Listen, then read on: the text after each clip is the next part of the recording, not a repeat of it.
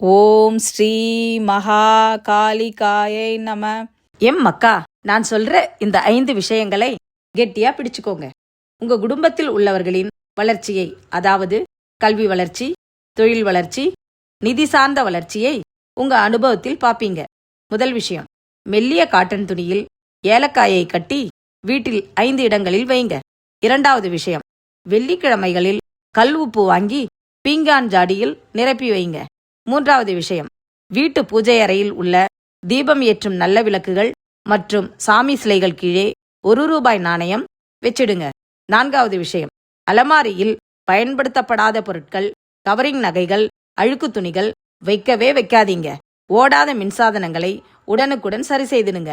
ஐந்தாவது விஷயம், வீட்டிற்கு வரும் விருந்தினருக்கு வளையல் அணியாமல் தண்ணீரோ உணவோ பரிமாறாதீங்க. இவற்றை கடைபிடித்து வாங்க. உங்களுக்கான நல்ல விஷயங்கள் அனைத்தும் நடக்கும்.